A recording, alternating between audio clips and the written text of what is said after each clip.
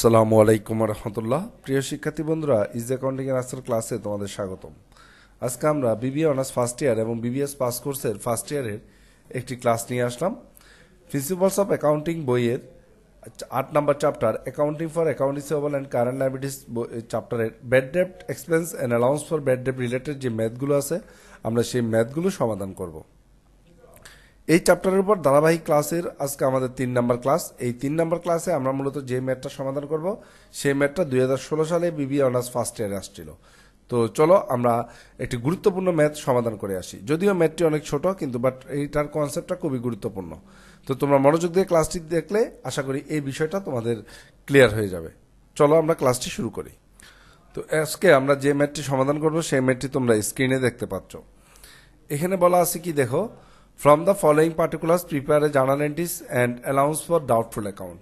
আমাদের দুইটা ওয়ার্ক কাজ করতে বলছে, একটা হচ্ছে জাবেদা করো আর একটা হচ্ছে অ্যালাউন্স ফর ডাউটফুল অ্যাকাউন্টস করো, অর্থাৎ অনাদায়ী দেনা সঞ্চিতির খতিয়ানটা করো। তো আমাদের কোয়েশ্চেনে কি দেওয়া আছে আমরা প্রথমে সেটা দেখি। এখানে বলা আছে অ্যালাউন্স ফর ডাউটফুল ডেট 1/1/2011 বছরের শুরুতে অ্যালাউন্স ফর ডাউটফুল ডেট দেওয়া আছে 900 টাকা। Bad date return of during the year, এই বছর ব্যাড ডেট রিটার্ন অফ করা হয়েছে 600 টাকা। Account receivable on 31/12/2011 account receivable আছে 12,000 টাকা। Bad debt to be written off, bad debt আরও রিটার্ন অফ করতে হবে আমাদের কত 300 টাকা। অলরেডি 600 টাকা রিটার্ন অফ করা হয়েছে, কিন্তু আরও 300 টাকা রিটার্ন অফ করতে হবে।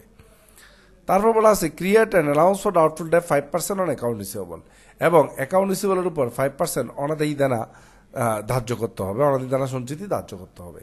এ হচ্ছে আমাদের মূল কোয়েশ্চেন। এখন আমরা এটা থেকে কিভাবে জাবেদাগুলো করব সেটা এখন শিখব। তো চলো প্রথমে আমরা জাবেদার ছকটা কেটে নিই। আমরা একটা জাবেদার ছক কাটছি। এখন প্রয়োজনীয় জাবেদার মধ্যে আমরা প্রথমে কি কাজ করব সেটা হচ্ছে, দেখো এই যে ব্যাড ডেট রিটার্ন অফ হয়েছে 600 টাকা, এই 600 টাকা কিন্তু আমাদের এখনো এই যে অ্যালাউন্স ফর ডাউটফুল মেথডে বা অ্যাকাউন্ট রিসিভেবলের অ্যালাউন্স মেথডে আমাদের রিটার্ন অফ করা হয় নাই, কিন্তু এটা রিটার্ন অফ করার কথা ছিল অ্যালাউন্স মেথডে। কেন অ্যালাউন্স মেথডে? কারণ যেহেতু আমাদের প্রিভিয়াস ইয়ারে অ্যালাউন্স রাখা হয়েছে, তো এই রিটার্ন অফটা অ্যালাউন্স মেথডে হওয়া উচিত ছিল। কিন্তু অ্যালাউন্স মেথডে যদি রিটার্ন অফ হতো তাহলে এখানে প্রারম্ভিক ব্যালেন্স 900 টাকা থাকতো না, এটা আপডেট হয়ে যেত। যেহেতু প্রারম্ভিক ব্যালেন্স 900 টাকা এখনো রয়ে গেছে, যেহেতু এখনো প্রারম্ভিক ব্যালেন্স 900 টাকা রয়ে গেছে, তার মানে বোঝা যাচ্ছে অ্যালাউন্সের বিপক্ষে এই 600 টাকা এখনো রিটার্ন অফ হয়নি, হয়তো বা এটা এক্সপেন্স হিসাবে দেখানো হয়েছে। এই জন্য আমরা এই এক্সপেন্সটাকে ক্লোজ করে এটাকে অ্যালাউন্সের মেথডে রিটার্ন অফ করব। তাহলে আমরা এখানে অ্যাডজাস্টিং দিব কি, allowance for doubtful debt debit আর ব্যাড ডেট এক্সপেন্স ক্রেডিট। কারণ আমরা ধরে নিয়েছি যেহেতু এটা অ্যালাউন্সের বিপক্ষে রিটার্ন অফ হয়নি, এটার জন্য জাবেদা দেওয়া হয়েছিল bad debt expense debit account receivable credit. তো আমরা জানি অ্যালাউন্স মেথডে রিটার্ন হয় allowance for doubtful debt debit আর ব্যাড ডেট এক্সপেন্স। তো এখানে দেখো আমরা ব্যাড ডেট অ্যাকাউন্ট রিসিভেবল কিন্তু ঠিকই ক্রেডিট হয়েছে, কিন্তু আমাদের অ্যালাউন্সকে ডেবিট করার কথা কিন্তু আমরা করেছি ব্যাড ডেটকে। কারণ অ্যালাউন্সকে ডেবিট করলে তো কোনো সমস্যা ছিল না, অ্যালাউন্সের প্রারম্ভিক ব্যালেন্স দেওয়া থাকতো না। তো এই জন্য আমরা এই অ্যালাউন্সকে এখন ডেবিট করে আর ব্যাড ডেটকে ক্রেডিট করে দিব, অর্থাৎ যেটা রিটার্ন অফ হয়েছে এটাকে আমরা সরাসরি অ্যালাউন্সে ট্রান্সফার করে দিলাম। এরপর এই বছর যে ব্যাড ডেটটা আমরা রিটার্ন অফ করবো সেই রিটার্ন অফের 300 টাকা এটা নর্মাল জাবেদা দিব অ্যালাউন্স মেথডে। এটার জন্য আমাদের জাবেদা হবে allowance for doubtful debt debit আর অ্যাকাউন্ট রিসিভেবল ক্রেডিট 300 টাকা। এ হচ্ছে আমাদের দুইটা রিটার্ন অফের জার্নাল। প্রথমে যদি এরকম তোমাদের কোনো সময় প্রারম্ভিক ব্যালেন্স দেওয়া থাকে, সাথে যদি আবার রিটার্ন অফ বলা থাকে, এই রিটার্ন অফটাকে তোমরা প্রথমে অ্যালাউন্সে ট্রান্সফার করে দিবা। তারপর নর্মালি যেটা আমরা রিটার্ন অফ করি সেই রিটার্ন অফের জার্নালটা আমরা এখানে দিয়ে দিব। এবার যে আমরা যে কাজটা করবো সেটা হচ্ছে অ্যালাউন্স ফর ডাউটফুল ডেপ্টের জাবেদাটা করবে। অ্যালাউন্স ফর ডাউটফুল ডেপ্ট কত পার্সেন্ট? 5%। কিসের উপর? দেনাদারের উপর। এখানে আমরা দুইটা নিয়ম জানি, একটা হচ্ছে সেলসের উপর, একটা হচ্ছে দেনাদারের উপর। আমরা প্রথম ক্লাস যেটা করাইছিলাম তোমাদের, সেখানে আমরা টোটাল ডিটেলস এগুলোর আলোচনা করেছিলাম সেলস এবং দেনাদারের উপর, কিভাবে অ্যালাউন্স ফর ডাউটফুল ডেপ্ট ধরতে হয় সেটা। তো এর ধারাবাহিকতায় আজকে তোমরা এখানে যেহেতু অ্যাকাউন্ট রিসিভেবল আছে, তাহলে অ্যাকাউন্ট রিসিভেবলের যে নিয়ম আমরা সেই নিয়মেই এই জার্নালটা সলভ করব। তো এটার জন্য আমাদের জানি অ্যালাউন্স ফর ডাউটফুল ডেপ্টের জন্য একটা জাবেদা আছে, সেই জাবেদাটা হচ্ছে bad debt expense debit allowance for doubtful ডেপ্ট credit. Bad debt expense debit allowance for doubtful ডেপ্ট credit. এখন কথা হচ্ছে এই যে 585 টাকা এটা কোত্থেকে আসলো? Bad debt expense debit allowance for doubtful ডেপ্ট ক্রেডিটের এই 585 টাকা কোত্থেকে আসলো? তো আমরা জানি অ্যালাউন্স ফর ডাউটফুল ডেপ্টের জার্নাল যখন দিতে হয় তখন আমাদের একটা ওয়ার্কিংস করে নিতে হয়। তো এখানে আমাদের ওয়ার্কিংসটা কি? Bad debt expense. দেখো আমাদের টোটাল ব্যাড ডেট এক্সপেন্স ছিল 600 আর 300, টোটাল 900। এটার সাথে নিউ অ্যালাউন্সটা যোগ করতে হবে।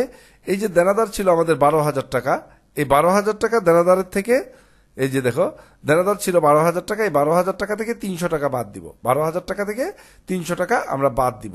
বাদ দেওয়ার পরে যেই দানাদারটা থাকবে সেটার উপর 5% করতে হবে। 5% করলে আসে 585 টাকা। এবার অনাদায়ী দানার সাথে নতুন সঞ্চিতির আমরা যোগ করব। যোগ করার পর যেটা ওল্ড অ্যালাউন্স আছে, রা মিলে যেটা ওল্ড অ্যালাউন্স আছে সেটা কত 900 টাকা আছে। এই 900 টাকা ওল্ড অ্যালাউন্স আমরা বাদ দিয়ে দিব। এই যে 900 টাকা ওল্ড অ্যালাউন্স আমরা বাদ দিয়েছি। বাদ দেওয়ার পর আসছে কত 585 টাকা। তোমাদের অনেকের মনে হতে পারে যে এখানে 12,000 থেকে 300 বাদ দিলে 5% করলে 585 টাকা আছে, সেই 585 টাকা এখানে বসাইছে। এটা আসলে ঠিক না। এখানে অ্যাডজাস্টেড অ্যামাউন্টটা বসাতে হবে। এখানে নিয়ম হচ্ছে তোমার ব্যাড ডেপ্টের সাথে নিউ অ্যালাউন্সটা যোগ করতে হবে আর ওল্ড অ্যালাউন্সটা বাদ দিতে হবে। তারপর তোমার যে অ্যামাউন্ট আসবে সেটা এখানে বসাতে হবে। তো আশা করি জার্নালটা তোমরা ক্লিয়ার। এবার আমরা চলে যাব লেজারে, অ্যালাউন্স টু ডাউটফুল ডেপ্টে। অ্যালাউন্স টু ডাউটফুল ডেপ্টে করার সময় আমাদের যে ব্যালেন্স আছে, দেখো এখানে 900 টাকার একটা ব্যালেন্স আছে। এই 900 টাকার ব্যালেন্সটা আমরা প্রথমে ব্যালেন্স লিখে ফেলবো। কোথায়? ক্রেডিট পাশে।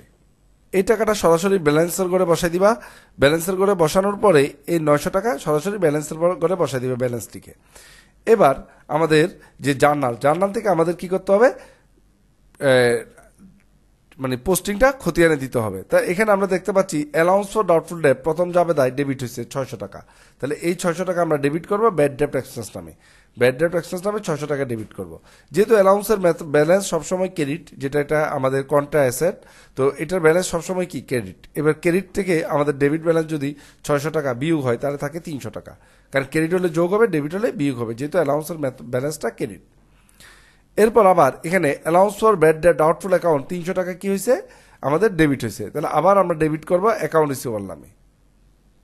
তো এটা আমাদের অ্যাকাউন্ট রিসিভার নামে এখানে 300 টাকা ডেবিট করা হবে। তাহলে এখানে ক্রেডিট ব্যালেন্স ছিল 300, ডেবিট হচ্ছে 300, তাহলে এখানে কোনো ব্যালেন্স থাকলো না। এবার আবার অ্যালাউন্স ফর ডাউটফুল ডেট, এখানে আমাদের জাবেদায় কি হয়েছে ক্রেডিট হয়েছে কত টাকা 585 টাকা। তাহলে এটা আমরা ক্রেডিট করে লিখবো কি ব্যাড ডেট এক্সচেঞ্জ, যেহেতু বিপরীতের লেখাটা ব্যাড ডেট এক্সচেঞ্জ 585। যেহেতু এটা ক্রেডিট হয়েছে তাই এটা আবার ক্রেডিট হিসাবে, যেহেতু এখানে কোনো টাকা নাই, এটার সাথে যোগ হয়ে 585 টাকা যোগ করলে এখানে 585 টাকায় থাকে। এটাই হচ্ছে মূলত আমাদের অ্যালাউন্স অফ ডাউটফুল ডেপ্টের ক্লোজিং ব্যালেন্স জানুয়ারির 2011 সালের ডিসেম্বর 31 তারিখে। তো এই হচ্ছে অ্যালাউন্স ফর ডাউটফুল ডেপ্ট অ্যাকাউন্ট। তো আশা করি তোমরা এই ম্যাথটা বুঝতে পারছো। ধন্যবাদ সবাইকে।